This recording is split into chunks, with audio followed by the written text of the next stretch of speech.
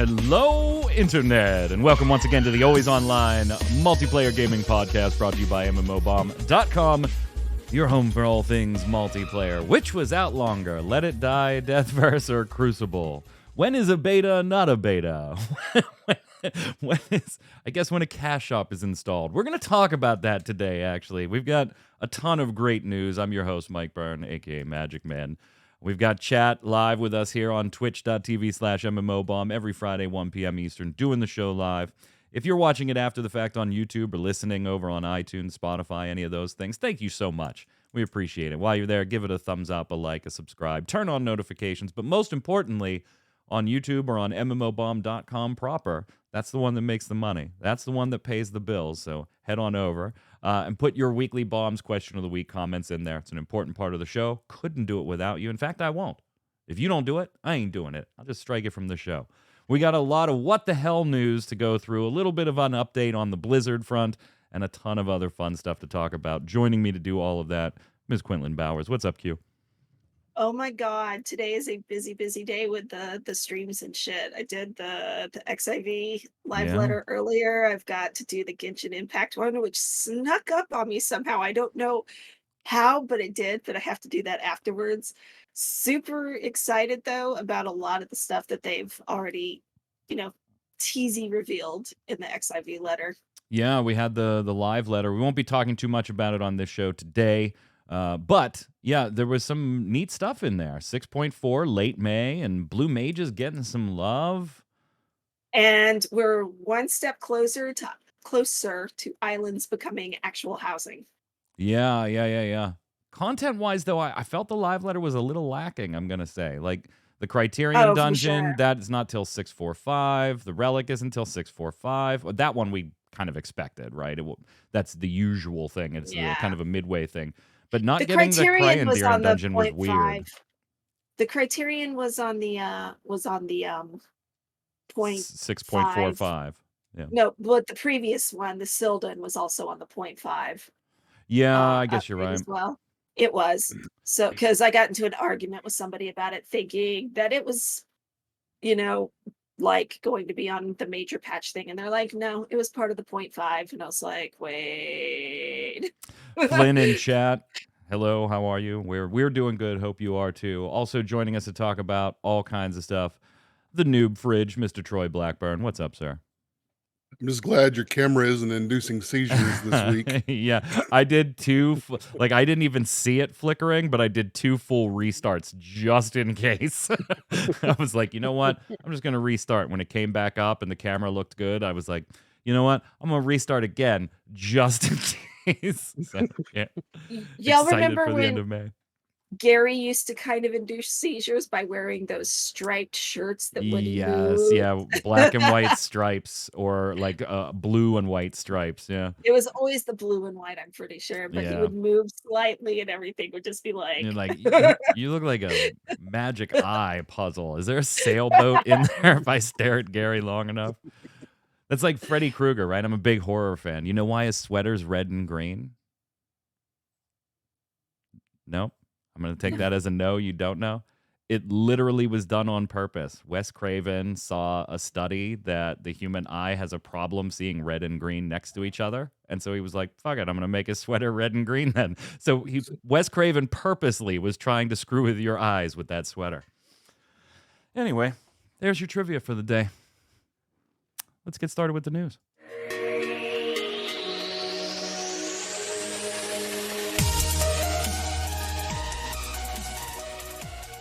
Bet you didn't know you were going to come to the Multiplayer Gaming Podcast and walk away with Nightmare on Elm Street trivia. Bet you didn't know. But see, that's why you got to join us live, too. You should see the pre-show if you think that was off the cuff. All right, so let's start with a section of news that I just like to call, what the hell? What the hell? So we brought this to the show the week it happened. I think it was last week, where Ubisoft decided, you know what, we ain't going to E3. Despite having previously said, oh, we're totally going to E3 if it happens, which prompted the ESA a day or two later to release a statement saying, what the hell? Our event is still happening. Why are people saying if it happens? And so we expected to see Ubisoft there. Well, then they decided, you know what? We're going to go to Los Angeles. We're going to do a digital event, but we're not going to do it at E3, which is actually what a lot of other big companies, we already knew the big three weren't going to be there. Nintendo just has been doing its own thing for years anyway. Sony and Microsoft had decided they weren't going to do it. Microsoft doing its own thing virtually at the same time. And then now Ubisoft deciding to do theirs. And then this week, we found out that Sega and Tencent weren't going. And Q, I think that kind of started spawning the question for everybody, who is going?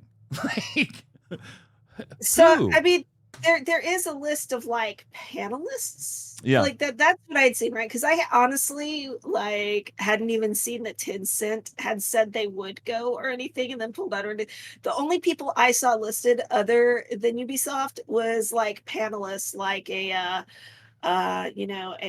Black community and gaming kind of panel thing and stuff like that. Typically, while interesting to industry people, not the stuff that a lot of gamers think about wanting to see E3 for, right? They want the big reveals and Right. stuff like that. But I do like this is one of those things where it's kind of funny to me that it's under your what the hell banner, because this was all shit that I was like, this was going to happen anyway. Well, I'm going to tell you. I wasn't expecting E3 because they tried last year, remember? Yep. They tried last year. They tried to just do a digital thing. Right, and they couldn't even pull off a digital thing. Yeah, and this was supposed to be, Troy, a mix of live and digital this year. And with what they had done previously, like 2 days that was exclusively press or industry people, and then the gamer days, the 2 days after that. And I'm just here to tell you, Troy, I'm sitting pretty, baby. I got my media pass. So MMOBomb will be at E3. We will cover the entire thing, top to bottom. I got my... Oh, wait, what's this? What is... Oh, E3 itself is now canceled. Oh, well, this is a cool email. Hi, Mike. Thank you for applying to attend E3 2023. We're writing to let you know that E3 2023 will not be taking place as scheduled. The ESA and ReadPop recognize you may have made plans around the event. Thank you for your support, and we apologize for any inconvenience. My favorite thing around that is them going, you might have made some plans, but not them going, and we're going to reimburse you for it or anything like that. Just, we understand. You may have booked flight, hotel, rental cars, but thanks for the support, and we apologize for the inconvenience. Please keep an eye on e3expo.com for any further updates to E3 Best, the E3 registration team. At the time those emails were sent out, by the way, I didn't even go to the site, but Q, who was writing up the article, was like, you do realize that there is nothing on that site about this being canceled yet, right? Like, you got an email for this being canceled. This is super embarrassing, right? Troy, I think Q's right. I think there was always this kind of... Everybody had this thought in the back of their head, is this event actually going to fire when it was announced? So I don't think it's like shocking or surprising that it's not. But this is, I feel like this is embarrassing egg on the face, right? It is absolutely embarrassing egg on the face. I think, like you said, though, most of us kind of saw this coming, even as they kept saying, yeah, it's going to happen, it's going to happen. More and more people were like, we're not going, we're not going. And even if it would have happened, what kind of shell of a production would they have put on there for who was going to go? Because like you said, at that point, you quit asking who's not going and start asking who's going. What were they going to produce? What were they going to show? What was going to be the big reveals that really shocked and awed everybody? And it was going to be a shell of itself. And at the end of the day, not overly surprising, but utterly embarrassing. Yeah, and Justin in chat saying, maybe embarrassing, but not like there's any face to save now. It's simply done. See, I think they had a little bit of, obviously, they were in a rough spot, Q, but I think there is, or at least was, a little bit of face that they needed to save here, because they went into this saying, we're revamping this. It's going to be totally different. It needs to be totally different. We've pulled in ReadPop, who does, PAX and other events, to help us make it different, to cater to the crowd today. So there was that face they were putting out there. We hear you. We're revamping. We're bringing new people in that do other things, successful things, although PAX East was kind of boring as hell this year too. And so there is that face to save, and then all of a sudden have to turn around and say, oh yeah, we're not doing it anymore. We're canceling it 2 months ahead of the event. Press passes have already been assigned. People tough nuggets. We're done. Is this the end? Is E3 just no longer a thing anymore? Because if you go into future years trying to say, hey, we're going to revamp the show, now the face to save that I was just talking about, it becomes, we've heard that before too, and you canceled. So here's the thing about E3, right? E3 did, like, people are gamers particularly are like, oh, E3, this big gaming summer event, blah blah blah. But there's a lot of nostalgia there. But that's not what E3 started out as. No, right? You could, as a gamer, you couldn't get into E3. It as wasn't for you. If you weren't industry, you could not get in, period. And it wasn't just video games either, right? It was televisions and radios and anything that fit under the electronic entertainment. That was where you went to show other industry people your stuff. It was kind of like the games conference, right? Where it was a little more focused than the Consumer Electronics Show, right? Which is just anything electronic.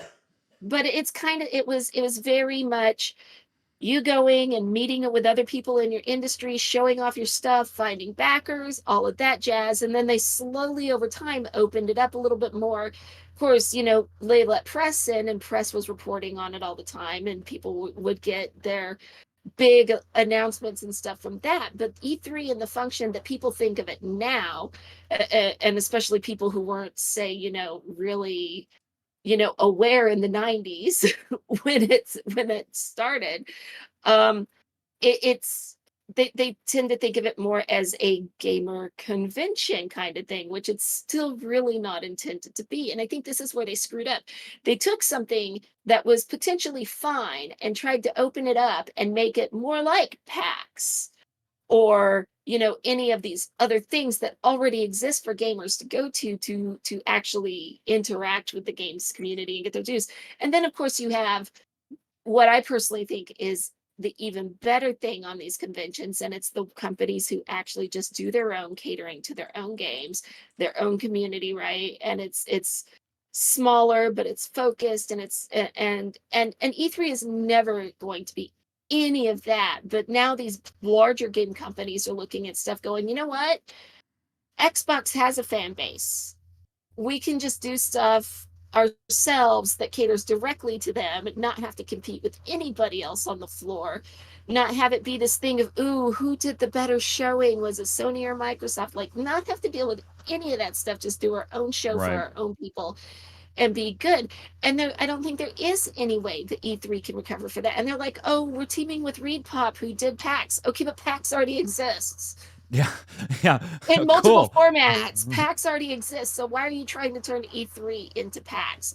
You should have just looked at this stuff, looked at what's going on around you, and wait, you know what? We either need to cancel it or take it back to what it was, which was an industry-specific way for people to get together in the industry and show each other their stuff, and then just let the press.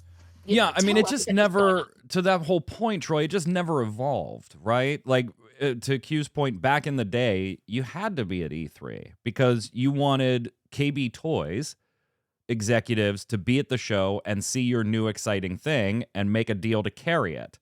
We don't live in that world anymore, right? You don't need to see somebody at an event.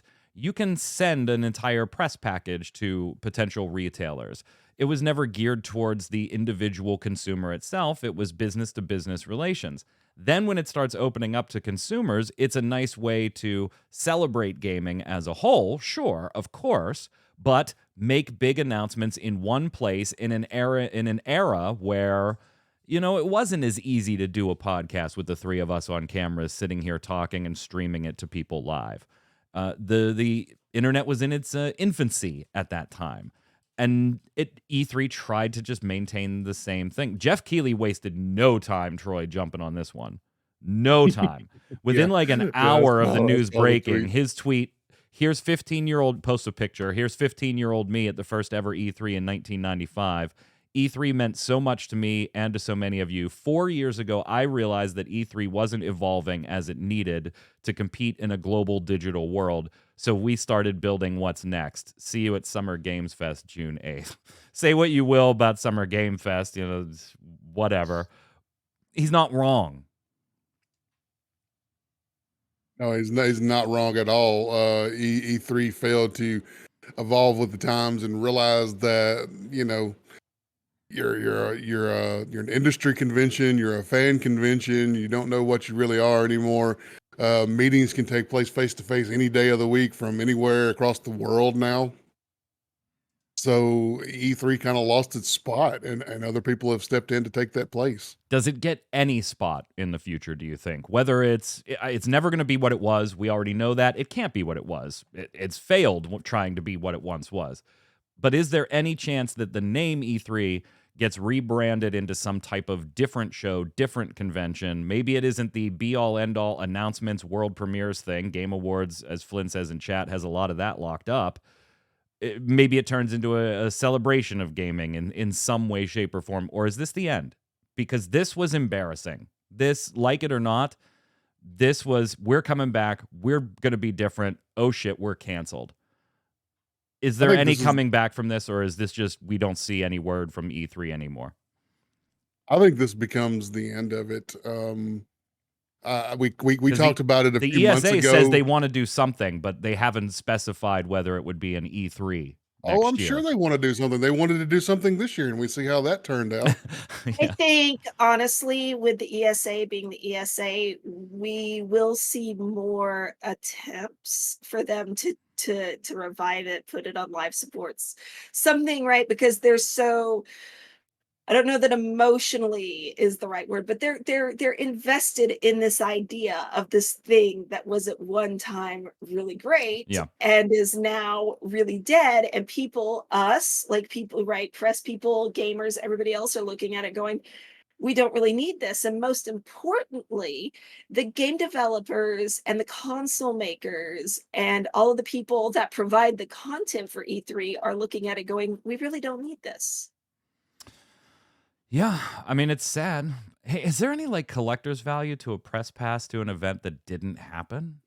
I'm just wondering. Like, maybe there's a collector's market for that. Here's a press pass to E3 2023. Wasn't that canceled? Yup. It sure was. It sure enough was. Never used. NRFB, never removed from the box. All right, that's enough. We'll see. I mean, the ESA keeps saying that, we want a convention of some type. We think there's a need for that. Okay. There isn't. There is not a need. Well, then you have to figure out the angle, because summer game shows got you beat. The Game Awards got you beat on the place to be for premieres and world first trailers. Like, all the stuff you used to do is elsewhere now. So what's your new angle? Prove that there's a new angle. Needed. Yeah, prove that exactly. I mean, it's cruel, but yeah, prove that the show is needed if you think it is. Moving on, Multiversus, the brawler from Warner Brothers that was incredibly well received at launch. Incredibly well received. Let's take a look, actually, because those were some big numbers on the Steam charts there. Yeah, July 2022, 66,000 players. Average Steam charts, multi-platform. This is Steam charts. August, 41,000. And then just basically died.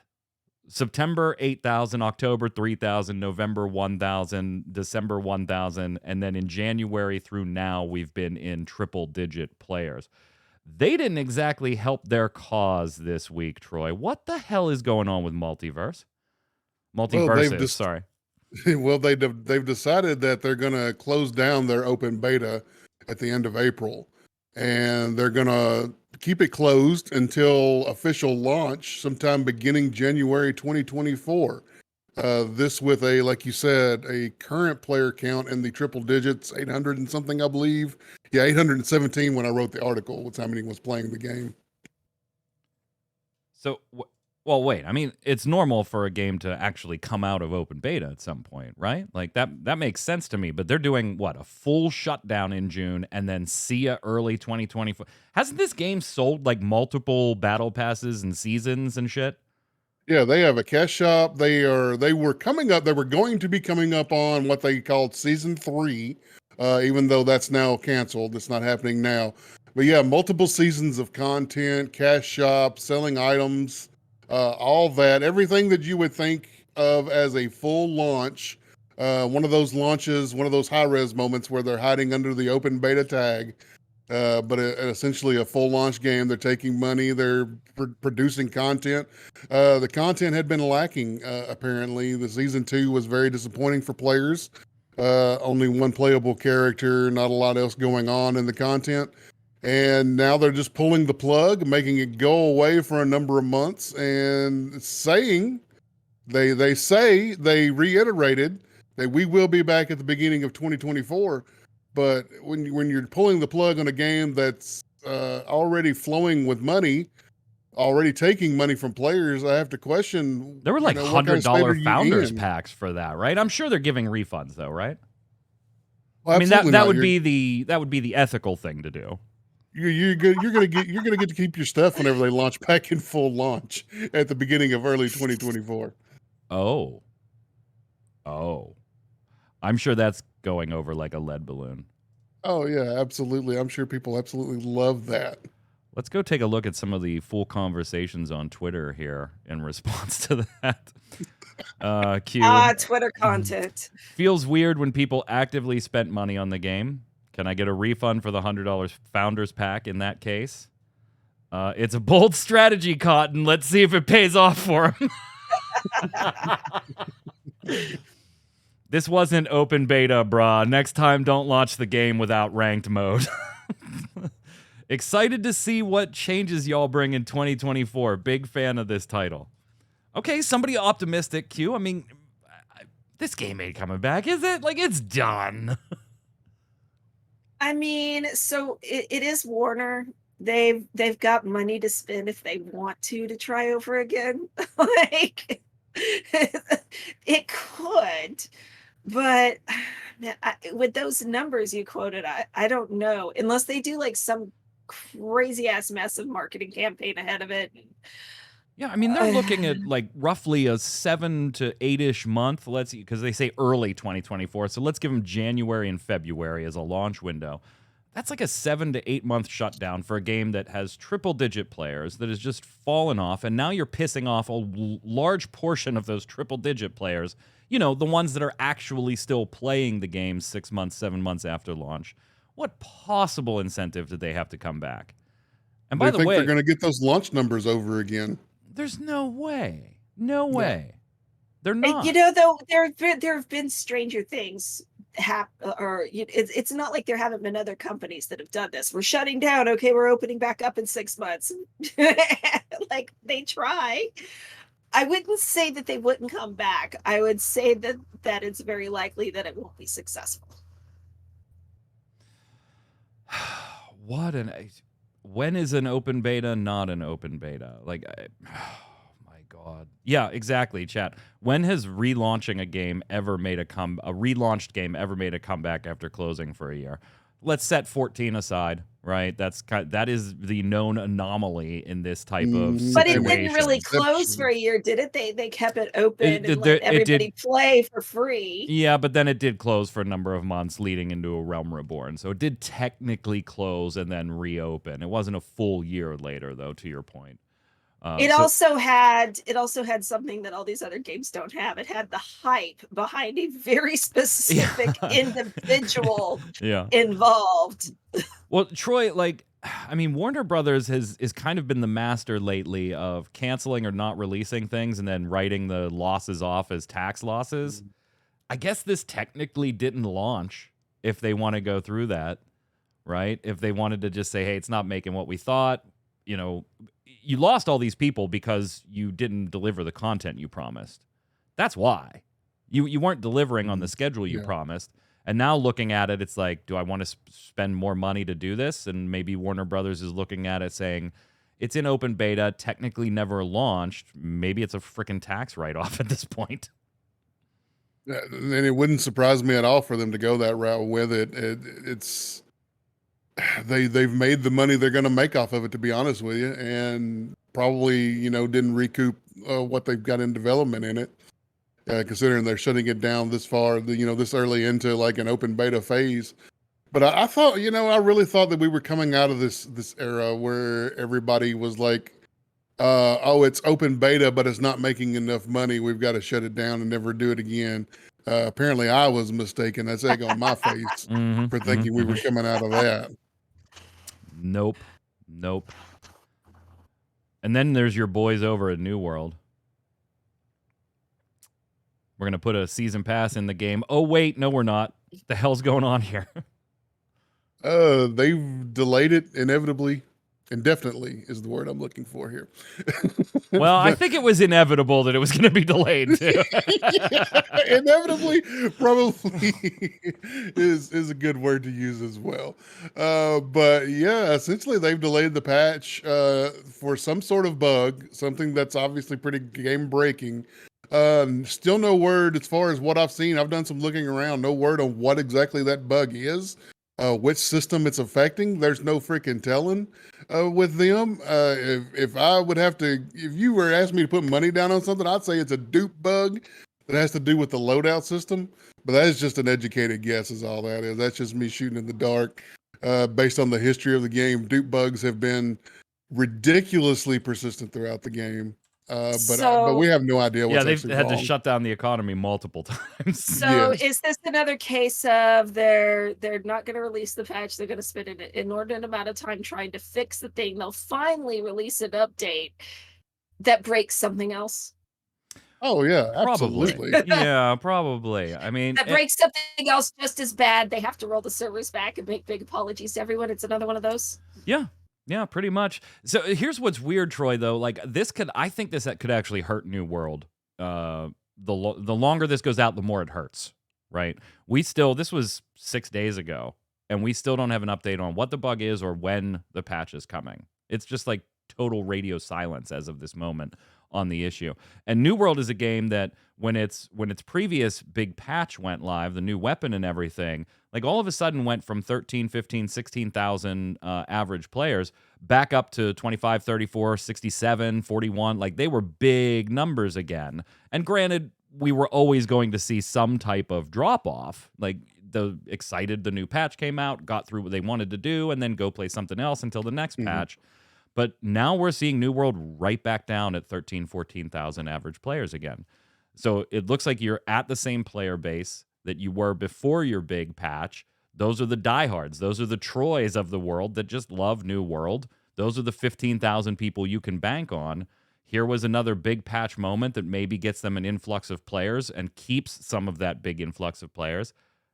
And tick, tick, tick, here we go. When's the patch coming? I don't know. Who knows? They're failing to say anything about it, which doesn't look good. It does not. So we'll give them a what the hell too. Let's finish up the what the hell stuff with the whole darker and darker. Yeah, that headline needs to be fixed. Dark and darker. Yeah, the headline needs to be fixed. Dark and darker. That's right. The word dark or the word dark isn't in that headline. So let's go ahead and fix this. Darker and darker delisted. No, it was just actually dark and darker that was delisted. Okay, headline fixed. So we've talked previously on the show about the whole Nexon versus Iron Mace allegations from Nexon that they're copying stuff, and Iron Mace brought in a third party to go through all their assets, and no, they're all Unreal store bought, and all the code is custom, like all that stuff. We're totally good. F you, Nexon. Well, Nexon said, no, F you. Here's a DMCA takedown, and now yo shit ain't available on Steam anymore while we figure this out. So Dark and Darker, Iron Mace, they went ahead to Reddit to try and prove their case, right? Because this is a very much a case where public perception kind of matters. And so, like, whoever gives the first story is in a better position, right? To at least to start things off. They posted like a multi-page thing on Reddit, fully explaining, yes, we had old Nexon employees. Yes, the one dude that was in charge of the Nexon project that was going to be in the same genre as Dark and Darker ended up coming. When the Nexon said, no, we're going to cancel this project, they came and worked for us. A bunch of employees came with them. They used to be using a private server that Nexon knew they were, that was outside of the company. They kept putting stuff on that. Nexon never told them that they couldn't anymore, though they did at one point, but they still continued to do it, and Nexon just didn't catch them doing it. By the way, if you commit a crime but you don't get caught, you've still committed a crime. I mean, it's not an excuse to say, I didn't know because the cops never caught me the first time. That excuse doesn't fly. And then in a really cute, cheeky, kind of funny thing, they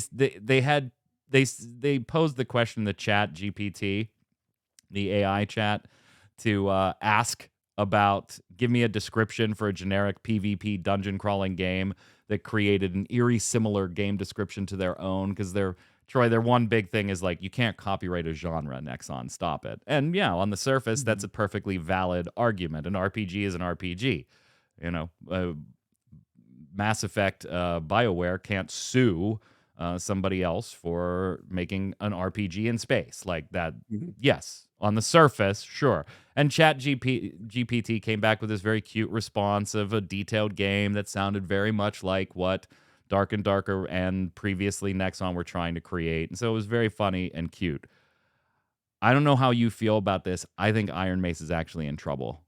And I don't think a lot of the internet is giving credit to exactly the argument that's being made here. Yeah, because we're not talking assets being stolen, obviously. We're talking about employees who were working on a project within Nexon who all left that project and went out and created a one-to-one recreation of that project using code and knowledge that they had acquired within the company of Nexon. Is Nexon's side of the argument. And Nexon's side of the argument, when you listen to the entire thing, makes a whole lot of freaking sense. Yeah, and that's this. I think this case, Q, is going to have larger implications across gaming in general. I work in software development. It's not gaming, but it is software development. So I will tell you that for my employer, anything I create or spin up is owned by them. It's the nature of my business arrangement, my salary arrangement, and everything with my employer. If I create an entirely new software suite to do X, my company owns it. Now, whether or not they decide to use it is totally up to them. They may not. But even if they don't decide to use it, it's still theirs. It's still theirs, yes. Like, that's just the nature of this business for most contracts, unless you negotiate otherwise. Hey, I'm going to pitch you a project, Q, and I'm going to give you all this stuff, and I'm going to start creating it. Give me a little team, and I'll have a vertical slice for you in 6 months. And if you don't like it, you don't have to do it. We'll disband the team, but I retain original creative rights. And if the company wants to agree to that, fine, they can. But in most cases, they're not going to. This seems on the surface level of like this whole big company, big mean company against small indie company, and you want to root for the indie company. I get it. And not a lot of people like Nexon either. And a limited knowledge of Korean law, because that's where this is all going to be settled. And our basis is going to be United States law when it comes to IP or copyright stuff. It's very easy to say, Q, you used my assets. Let's go prove it. And be guilty or innocent on that one. And that's kind of the perception that's out there, but that's not to what Troy just explained. That's not exactly what's going on. Nexon is kind of saying, yeah, okay, fine. That elf you created, you did not steal that elf from us. And no, we can't copyright a genre of game, but you can't work for us for months and months and months with a team building up a project that we decide to cancel, and then you just leave and do that exact same project somewhere else and hide under the fact of, well, I didn't steal your elves. I made my own elves. It doesn't work that way. Or purchased my own elves. Yeah, So in the case of Dark and Darker, yeah. it's one of those things too, right, where this has actually been a thing in, and not just in the tech industry, but I mean, going back to when personal computers were, first invented. It was actually Xerox that invented the mouse, or it was some employees working at Xerox that invented the mouse. And Xerox said, who the fuck is going to want anything like that? And then they let Apple come in and look at their shit. And Apple said, we'll take it. And so the employees, were pissed off because Apple came in and stole the stuff that they created. Right. But it belonged to Xerox, not the employees. So whatever. And even in the food industry, I worked at a place where I had to sign a contract that basically said I couldn't work at any other place within so many miles of this place that served crepes. Which is a weird contract to sign, but I did. I had to sign this contract to work at a crepe place. That is absolutely a bizarre contract. No crepes for Q. No making crepes anywhere else. Only make crepes here. But the point being, right, that there's a pretty good bet that if you go digging through Nexon's former employees' contracts, there's shit like that in there that's like, you can't do this kind of thing for so many years or whatever after leaving us, because there is that risk of them just taking stuff that they had done at Nexon somewhere else with them and making a new project. Yeah. I mean, right? It does get a little gray area on like who owns an idea. But to me, this one, and this is just me, I'm not a lawyer, obviously. I'm certainly not a Korean lawyer. This is a little more than just who owns an idea. You guys had P3 prototypes and P7 prototypes built at Nexon. And to the point that Nexon has the screenshots. They have the proof still of their canceled project. It's not really an idea at that point. You weren't sitting in your office at Nexon, had an idea, didn't share it with anybody, didn't make a vertical slice at Nexon, ended up at a new company and said, oh, hey, you know what, guys, what do you think of this idea? I came up with it a while ago, but I never did anything with it. That's a little more abstract. This is a little more, you actually built something for Nexon, and then you left, took a bunch of the team with you because Nexon quit, didn't want to do the project, and you basically just recreated the same thing. That's going to be the argument no matter how cheeky Dark and Darker wants to get on a Reddit post and how much I may want to root for the little guy. And certainly I'm no Nexon fan, but I kind of feel like if I have to make the call right now, I think Nexon has the firmer ground to stand on here. Yeah, and Nexon's not even trying to they're saving their receipts for the court battle. Like we haven't even really seen, what all do they have on their side. Yeah, we have some general ideas. But officials they're raided Iron Mace's offices, remember? Yeah. You that wasn't just somebody showed up and knocked and was like, hey, Nexon came and asked me to check something. You proved to a judge or an official of some type that there was enough grounds to think we need to search that place. And so they went and searched it. I don't know. I just can't imagine Nexon having an employee working for them that doesn't have some sort of oh god, what is it? It's the conflict. Conflict of interest? Yeah, a conflict of interest contract. Like basically like the creep thing I was talking. Like I can't imagine them. Oh, a no compete. Yeah, no non-compete, thank you. I couldn't imagine them not having something like that in their contracts anyway. So, barring everything else, dude and his fellow employees that left with him could just be in trouble for that. It's weird, and I actually enjoyed some previous playtests of Dark and Darker and wanted to see where that goes. I did like the concept here, and maybe it'll work out, but I just have a feeling, Troy, that it's going to work out in a way that is Nexon getting a big chunk of money, Nexon being a publisher of the game and getting a big slice of the contract, some sort of settlement like that, or just being so drawn out in court that a small company like Iron Mace just can't financially fight the battle in court, and we never see this game again. Nexon can certainly outweight them resource-wise when it comes to any litigation.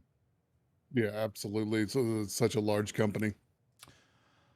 We'll see. We'll see. It was cute with the chat GPT, though. That was funny. Didn't really help the argument. It was kind of a little bit of a red herring, but all right. Let's talk about some new games, some new things coming. Let me just write down my timestamp here. Whoops. Okay. And like I got 3 for you, and 2 of them I know Troy is pretty much going to be all over, man. So we got a new here. Let me just put a slew of buzzwords together for you, and you tell me, Q, if this works for Troy. Open world, PvP, sandbox, MMO. Yes. Yeah, I'm pretty sure we just, pretty sure Troy's turned on right now. Like he's just, yeah, baby. I'm excited, baby. Let's go. Anvil Empires is going into pre-alpha next month. This is coming from developer Siege Camp. This is kind of a medieval setting, open world PvP sandbox, MMO, which I told you already. Persistent online world, up to 1,000 players taking part in massive siege battles to conquer the realm. You can build settlements, establish supply camps, feed your armies. Small settlements and players can band together and create larger towns. You'll be part of alliances vying for control in multi-faction conflict, so kind of like a PlanetSide 2 type thing, 3 different factions doing their thing. It's on the R2 engine and a custom server engine, which supports 1,000 players in a dense environment and tens of thousands of simulated and replicated entities across the world.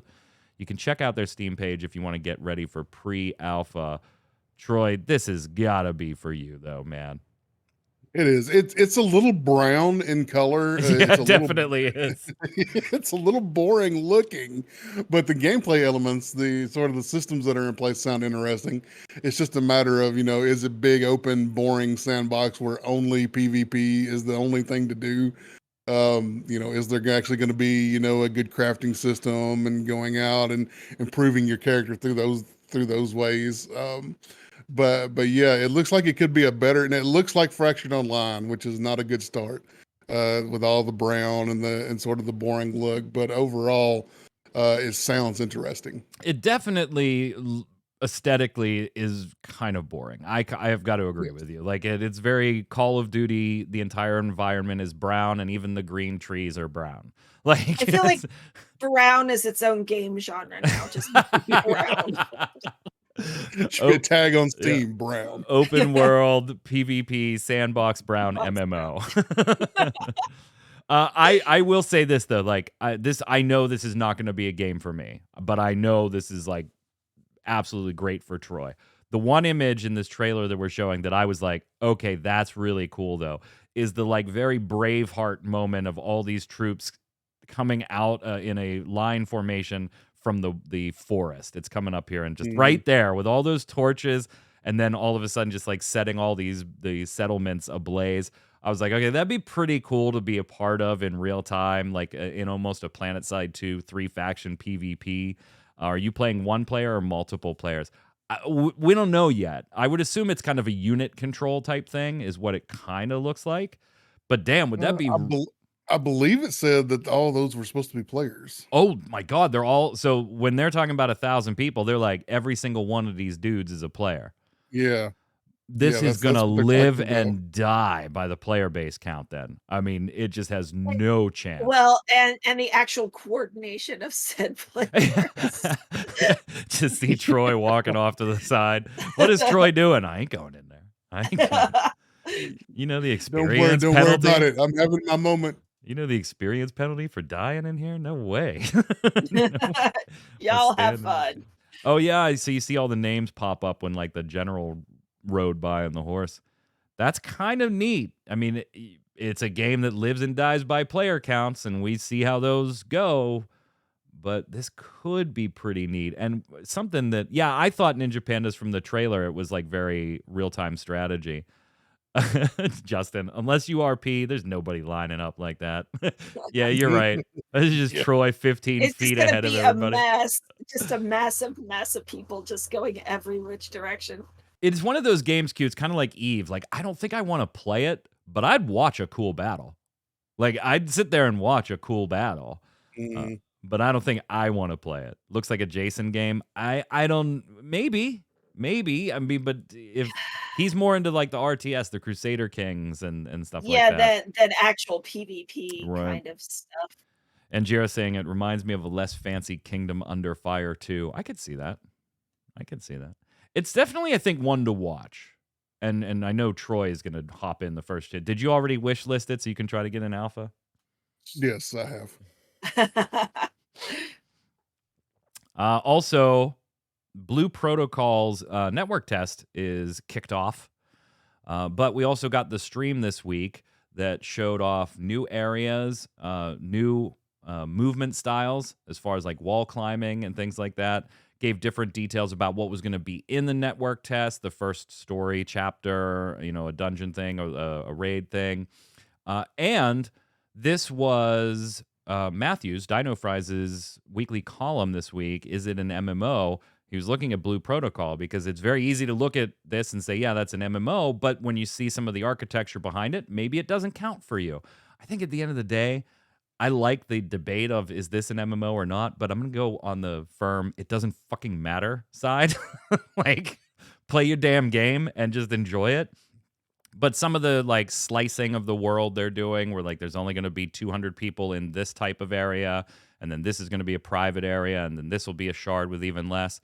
Maybe it doesn't count for you. Whatever. Read Dino Fries Matthews' opinion over on mmobomb.com. It's still one Q that every time I see it, I'm more and more interested in it. I'm not in the network test.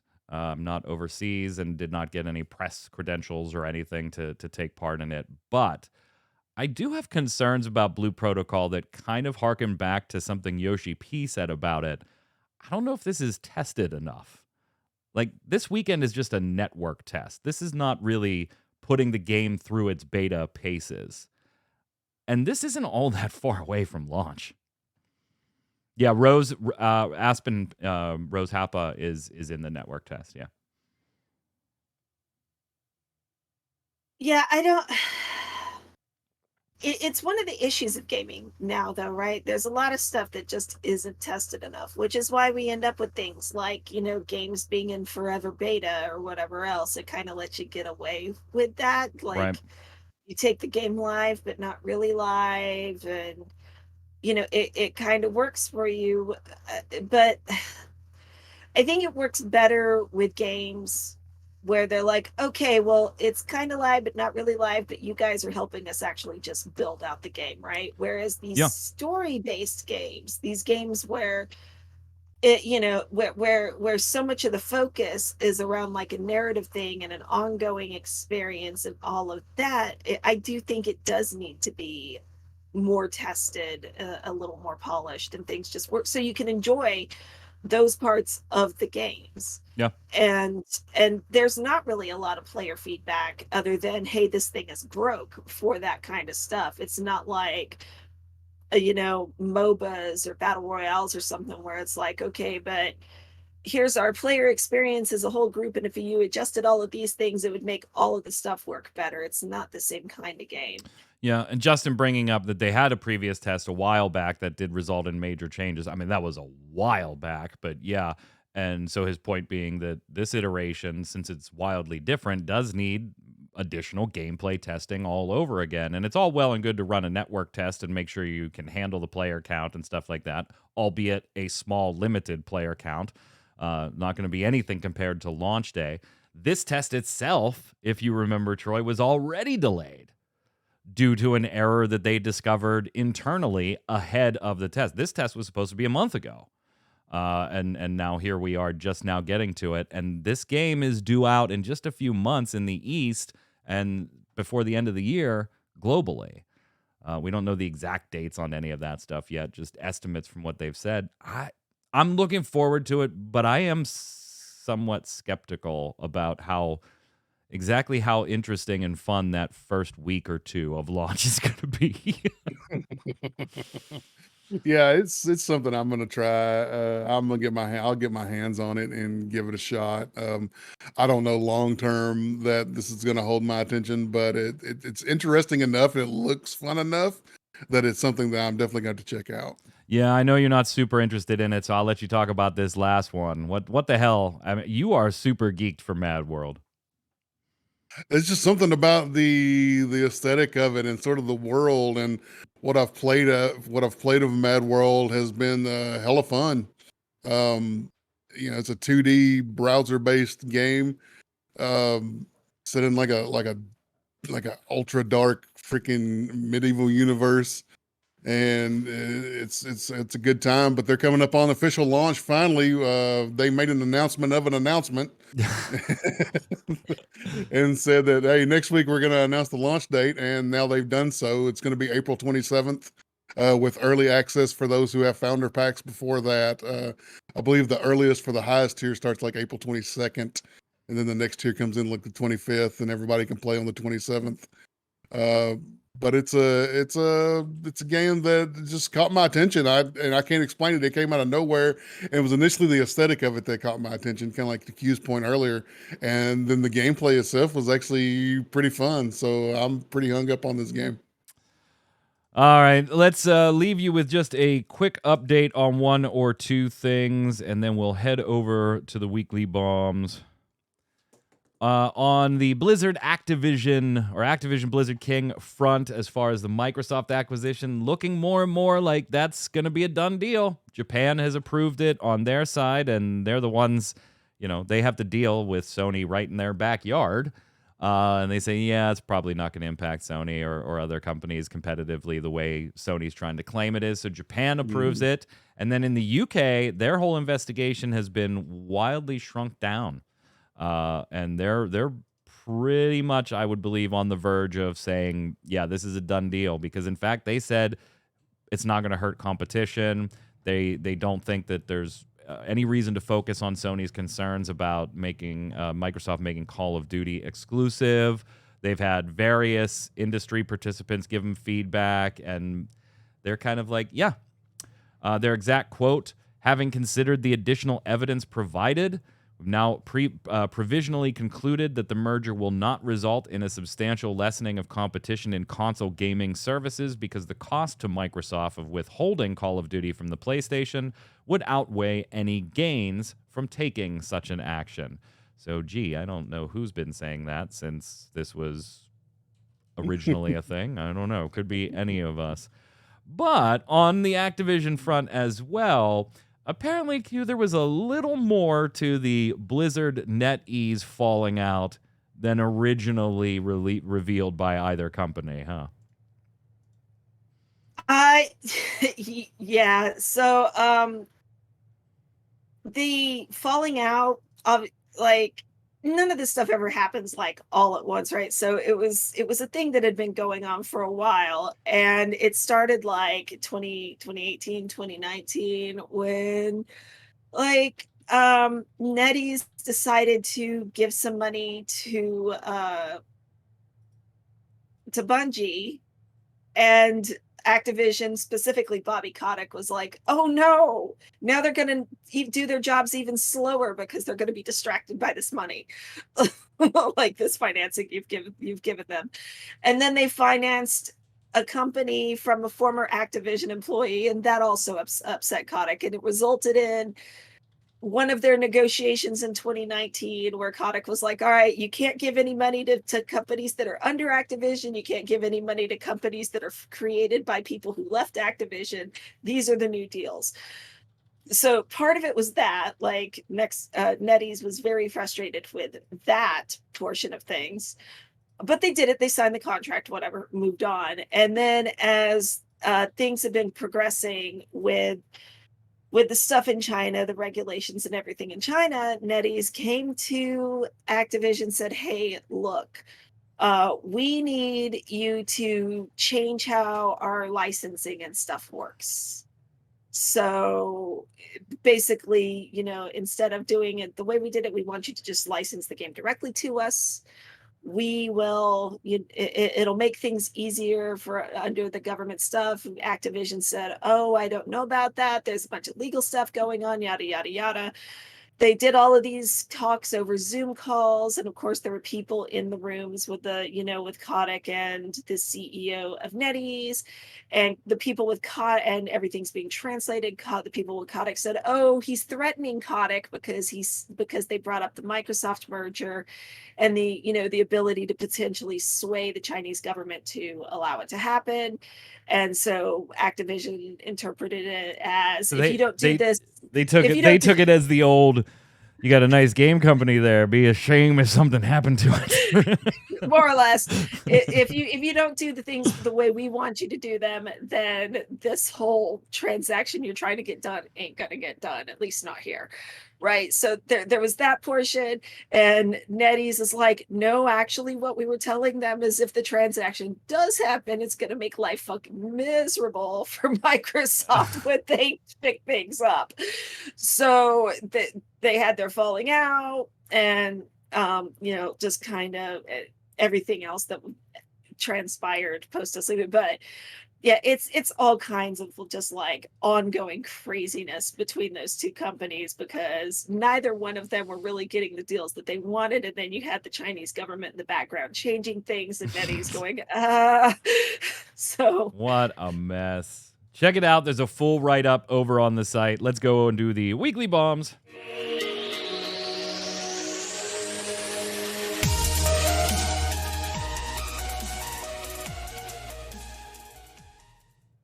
There's also a Kart Rider Drift decal giveaway over on mmorpg.com if you're a Kart Rider Drift player. Free decals. Got about 48% of the keys left that we were given. So head on over, grab your free decal. There's also a bunch of other giveaways. That's just the latest one we've put up this week, so go check it out. I'm going to give a dub bomb to free quest packs. Way to go, Dungeons & Dragons Online. That is like one of the big gripes I always hear about DDO, right? It's like, it's not really pay to win, but all these quest packs are paywall gated. You're going to have to buy them at some point. So now there's a bunch that are free for a limited time, and some of the other ones that aren't free were like drastically discounted coin-wise if you want to pick them up. So if you're a DDO fan and you've never really picked up the quest packs, you probably want to log in and at least claim them so that you're done there and that you've got them, so that you won't have to buy them in the future. Thumbs up, dub bomb to DDO. Go ahead, Q. I'm going to give a bomb to developer streams. At least they give me something more entertaining to do than writing press releases. Go ahead, Troy. A bomb to E3 for thinking they're still relevant. Oof. To Cal from chat saying, dub bomb to watching people see the Teslin scene in Shadowbringers for the first time. Age is like a fine Chianti. I don't know actually, as I don't drink, but still. Well, I mean, Hannibal Lecter would agree. Hannibal Lecter, I'm sure, would agree. Slyer Fox from YouTube said, we were talking about Deceive Inc. last week, and the thumbnail uses a Deceive Inc. image. And Slyer Fox on YouTube says, does Jimmy Carr know he's in a game and looks more realistic in the thumbnail pic than real life? And I immediately was able to see it because I've watched Jimmy Carr before. But I managed to find a pic with virtually the same color suit and almost the same face being made. And so I thought I would put them together for you, Slyer Fox, to show that, damn, you are spot on, my friend. Like, you are spot on. Like, it doesn't get any closer than that. That is, like, the best type of distinct, right? Legally distinct. Like, that is it. I got the same eyebrow raise, almost the same hairline. Slyer Fox, when you're right, you're right. And you're right, my friend. You're right. Ninja Panda's in chat saying A-bomb to the weather. I wish it would just make up its mind. Go ahead, Q. Take the next one. The Pie Maker. Shout out to Matthew's first Always Online appearance. My first serious game was Pokemon Silver, the one that released alongside Gold, and RuneScape and Adventure Quest were my intro games online. I didn't get into MapleStory. I don't play CCGs, and I love FPS games, but let's not talk about that. Might as well do weekly bombs while I'm in the comments section and give a bomb to him and an A-bomb to not having a regular cast member who's super into multiplayer FPS games to provide a new perspective. Yeah, so ironically, the person you put in question weeds, but it's too long, so it's in two parts. Okay. The person on our staff that is really into them is generally who does the first looks for Troy or I will do the funnier ones, you leap and split gate and stuff like that. That's but when we're like doing the first looks for things that are generally on the more competitive side of things, it's actually Ethos from Free to Play Weekly that does most of those. And he's always has an open invite to be on this show, but it never works schedule wise. So if you have a question FPS wise for Ethos, go ahead and put it in the comments and I'll get it to him for you. I'll get it to him. Go ahead, Troy. Box forgot to drop my bombs for 2 weeks now, so dropping 2 for this week. A bomb to me for being so forgetful about giving you guys some love. Da bomb to a new face to the channel. Loving Matt's energy, and he's got some similar game interest that I do, so welcome to him again. Yeah, Matthew did great his first time out, first rodeo last week on the cast. He'll actually be on the cast next week, and that'll put him on his normal cast schedule. He'll typically be the first Friday of every single month. The following week, looking at Sean coming back and doing another episode. Not confirmed yet with his work schedule, but we'll keep you posted. So lots of faces rotating on the way through here. Question of the week last week: can AI help create new amazing things in MMO gaming? Is it just a fad? Is it lazy? What do you think of AI in gaming in general? Tikal in our chat live says, I think AI in games is going to be great for development of open worlds and distinct NPCs. At first, it's going to create some horror-ass horrors, see Will Smith eating spaghetti, but after a little while, way shorter than you think, it's going to be able to put out pretty good quality landscapes, character models, and monsters. Combined with in-house artists cleaning things up with a few tweaks, it will make the art aspect of making games so much faster. Will that lead to real people being laid off? Yeah. Are them the breaks? Also, yeah. RayZeo101 saying AI is a tool like any other that is rife for abuse and over-reliance, but in the right hands, it will undoubtedly produce and enhance the scale of projects. My only hope is that it doesn't start cannibalizing the lower-end jobs to the point that new talent isn't developed, thus leaving us with husks of corporate interests overlaid on top of every decision, which inevitably collapses as the top rung fizzles out due to age and life happening. It seems to be a common trend that with more and more of these technological marvels that are supposed to increase efficiency and productivity, more administrative oversight is injected, and lower-end jobs which would nurture upcoming talent are consumed or consolidated to the point that they're unrecognizable, and you end up with stagnant industries as there's just no people to drive innovation. Corporate structures already weed out innovative types because they don't have lasting long enough through the corporate politics to make it to the point where they can enact changes or usually get broken into the mold they're focused into. I fear AI will be much the same. I know the interjection that it's AI, the whole point is to be endlessly creative. That simply won't hold true for as long as it's not really AI, it's more accurately neural nets, and we really don't have a proper understanding of its limitation in scope, of which there has to be. All systems are imperfect systems. Thankfully and mercifully, the alternative would be ghastly. Yeah, they're absolutely imperfect. If you haven't messed with any of the AI, particularly the chats, man, those bastards lie to you. Like, they flat out lie to you. I was messing around with it the other day, just asking it, like, what Final Fantasy trading card games decks I should run in an upcoming tournament. And it told me that a light deck was in the meta right now. A 50-card light deck. For those of you that play Final Fantasy, you know you cannot discard light cards to generate crystal points or resources. So the AI was explaining to me the merits of playing a 50-card light deck that I can't possibly play anything in. I could just sit there and draw 5 cards and stare at them. It would be impossible for me to actually play anything. Go ahead, Q. Breckner Kettlein, imagine going into Stormwind and the NPCs are walking around talking to one another. That's what I hope AI is used for in gaming, to make the worlds feel more real. That would be pretty awesome. Like, they do walk around and have like dedicated chat bubbles. Like Q, every time she passes the auction house, says hi to the cat that's sitting there, but we've seen her do it a million times. if they were constantly changing, I think that'd be pretty cool. Go ahead, Troy. Box says, when it comes to AI, I think they can be cool for things like concept art and the like, but in terms of marketing or creating things specifically for games like code or animations, I doubt it'll go anywhere for a while at least. I think you're wrong, Box. I think you're wrong. We've already seen some pretty powerful demos of text and speech animation on a 3D model generated by AI in really convincing ways. Now, in-game, yeah, maybe it's going to take a little while for it to appear in-game. But who was it, Troy, this week that revealed, or last week, that revealed a project through use of an AI and dialogue and animation-generated digital human? Who was that Nexon or was that NCSoft? I don't remember. Forget now. I think it was NCSoft, wasn't it? Yep. Justin says, question of the week, AI characters that actually know their world and you can talk to feel like you are living more in that game world. 100% agree.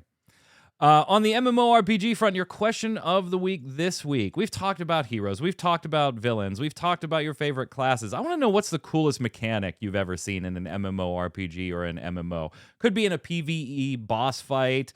Could be in a special ability you get in some type of PvP mode. Could be something in that latest shooter you've been playing that this was really cool. You've never seen in another game. What is the coolest mechanic you've seen in a long time? Let us know in the comments below. While you're there, don't forget your weekly bombs. Dub bomb for something good, A bomb for something bad in the world of gaming or just life in general. We'll be back next week with another episode of the Always Online Multiplayer Gaming Podcast at 1 p.m. here on Twitch. Until then, Troy, where can everybody find you? If I'm on the socials, it's at Noob Fridge. Cute. On Twitter at Quitland. I'm Mike Byrne. You can follow me right there at magicman1, but more importantly, follow at mmobomb so you'll know every time we're going live, posting a giveaway, putting up articles or live letter recaps. Go check it out and give Q some love. Until next time, stay safe. We'll see you on the servers.